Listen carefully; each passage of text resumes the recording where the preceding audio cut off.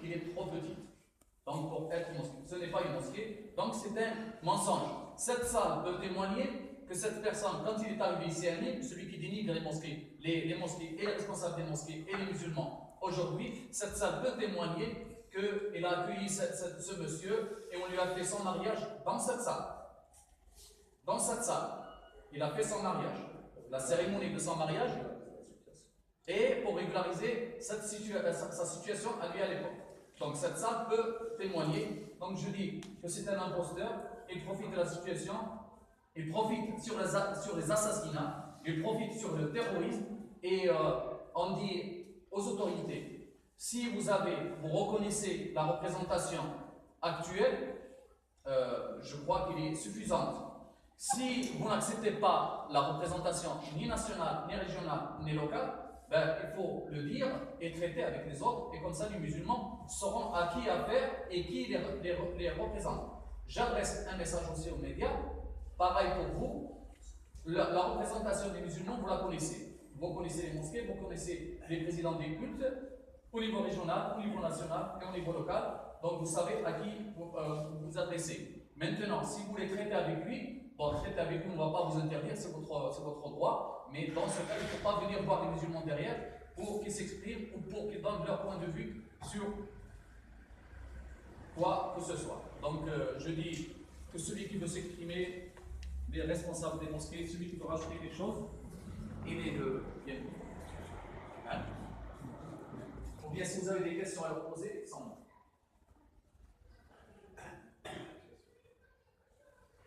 Le responsable, je connais rien.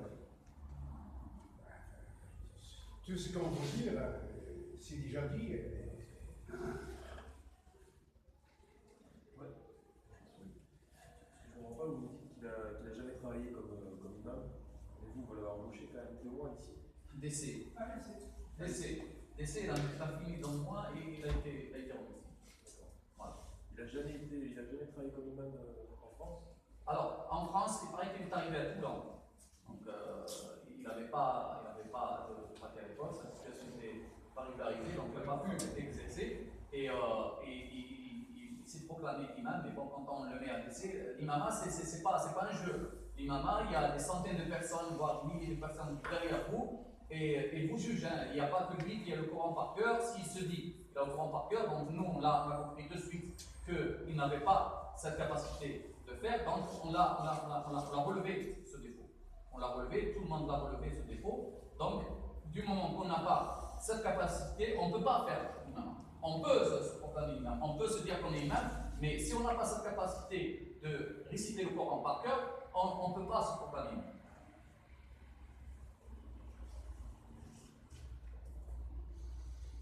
Si vous ne travaillez pas, comment il fait pour vivre? Alors là, c'est la bonne question. Vous me posez la bonne question. On ne sait pas comment cette personne vit. Il a des associations, on sait qu'il a des associations et il participe à plusieurs associations. Comment il est financé, je ne sais pas. Je sais qu'à un certain moment, il a ouvert un petit commerce dans la galerie. Après, il n'a jamais payé de loyer, ça on le sait, avec le témoignage du propriétaire du local. Il n'a jamais payé de loyer. Alors comment peut-on être imam et ne pas payer son loyer? Non seulement il n'a pas payé son loyer, il a dégradé le local en partant pour se venger. Parce qu'il a fait du droit. C'était dans quelle galerie? La galerie Wagner. Galerie Wagner, Achat Wagner.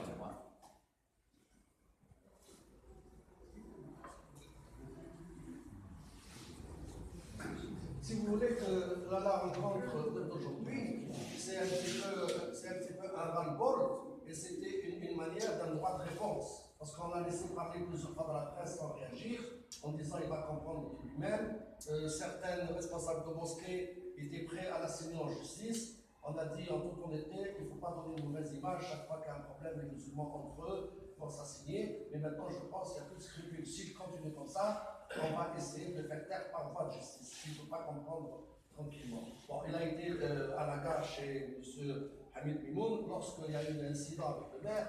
Ils ont brûlé le grès, vous savez, la mosquée. Il était venu, il a été mis dehors. Il a été mis dehors par les fidèles. Donc, s'il était imam et s'il représentait quelque chose, personne ne l'aurait dit de sortir. J'y étais, tout le monde était, personne nous a allé soutenir. Bon, en plus, j'avais un rôle dans la mesure où, avec notre éditrice, J'ai appelé le maire qui était à Paris, et puis après on a vu le préfet, tout ça, pour essayer de trouver une solution à ce problème. Bon, mais quand il est venu, quand les gens l'ont vu, ils lui ont dit, il est là pour le dire, ils lui ont dit, si ce ne serait-ce, nous on sort, on ne reste pas avec toi. Et ils l'ont foutu dehors. Et le lendemain, il fait un article, il dit, j'ai failli être frappé par un membre du bureau de CFCM. Malheureusement pour lui, le seul membre du bureau de CFCM, c'était moi. Bon, il n'a pas osé dire mon nom. Parce que si mon récité est écrit, là, je ne vais pas signer, parce que je ne vais pas frapper, je ne vais même pas venir parler avec lui, parce qu'il ne m'intéresse pas. Voilà, donc par conséquent, c'est de la provocation en permanence, et ce n'est pas, c'est pas en allant dans telle ville ou telle ville, quand il y a un attentat, ils se mettent en photo. Je crois que la France, nous sommes en France déjà depuis personnellement plus de 40 ans, on a toujours défendu les valeurs, on s'est toujours battu justement pour un islam naturellement de paix, pas un islam de France, parce que je n'ai jamais reconnu. Le jour qu'on le dira, le judaïsme, le christianisme de France, je reconnaîtrai, mais pour moi l'islam est une religion républicaine. Donc voilà en gros la situation. Et avant de terminer, je voudrais vous donner un petit scoop au public. Et aux autres? Aux autres aussi. Attendez pour me le dire. Non, voilà, pour les autres. Vous savez que le 14 septembre, donc il y a à peu près 3 semaines, il y a eu une rencontre avec le Dalai Lama, un débat et un déjeuner auquel le CFCM a assisté. J'ai assisté, le Benoît Belazécri a assisté également à ce débat avec le Dalai Lama qui a été franchement, qui a fait un discours, un échange, qui connaissait mieux finalement l'islam et le djihad de l'islam, parce qu'il a donné une leçon en politique, en plénière, et après il y a eu un débat privé. Maintenant, le scoop, c'est que le 2 novembre, 4 membres du bureau du CFCM, dont le secrétaire général, c'est moi-même, on a un dîner avec l'ambassadeur de France auprès du Vatican. Le 2. Le 3, nous rencontrons le cardinal Toron, délégué pontifical chargé des relations avec l'islam. Et le 3, nous rencontrons le pape qui nous recevra en visite privée pour essayer de discuter de l'islam, des rapports avec la chrétienté, des rapports entre les religions, la situation des musulmans en France et en Europe et à travers le monde, parce que le pape c'est pas uniquement la France ou l'Europe. Et cette demande a été faite par naturellement par Rome pour qu'on puisse un petit peu discuter. Le pape a été très sensible à la manifestation des musulmans suite à l'assassinat du père Hamel, notre engagement, notre présence dans l'Église, notre dénonciation de ce crime horrible. Et le pape a été très sensible, et à travers donc, le cardinal Toron et à travers le cardinal de Paris nous a sollicité pour une délégation de 4 personnes. Il va de soi que nous avons tout de suite accepté, et nous serons donc à Rome le 3 pour un échange avec le pape sur les relations et montrer la capacité des musulmans de France à pouvoir s'intégrer et travailler avec leurs frères catholiques, y compris d'ailleurs avec leurs frères juifs ici en France, pour la paix et pour qu'elles vivent ensemble au-delà des déclarations haineuses de certains hommes politiques qui veulent dire la merde, excusez-moi l'expression, parce que je suis très en colère par rapport à certaines déclarations. Voilà, je voulais vous donner cette information avant de clôturer, à moins que vous avez des questions ou pardon. Je rajoute juste une chose, M. Piquet a parlé de relations entre musulmans et autres communautés chrétiennes et juives.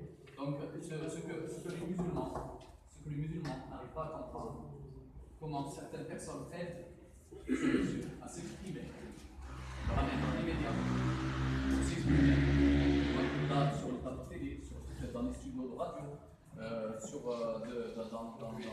dans les journaux.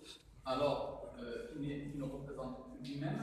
Est-ce que, je demande la question aux journalistes, est-ce que vous, journalistes, vous avez le droit de faire inviter quelqu'un qui ne représente pas, par exemple, la communauté chrétienne ou la communauté juive pour parler au nom de la communauté juive ou au nom de la communauté chrétienne? Donc, je sais que ceux qui représentent le culte juif, ils sont les seuls habilités à parler au nom du culte juif. Ceux qui représentent le culte chrétien, les seuls habilités à parler au nom du culte chrétien. Alors pourquoi vous ne faites pas pareil avec le culte musulman? Les seuls habilités à parler, alors vous invitez d'autres personnes que nous n'acceptons pas, et pour important que vous laissez s'exprimer sur les plateaux et dans vos journaux et dans vos télés. Allez-y.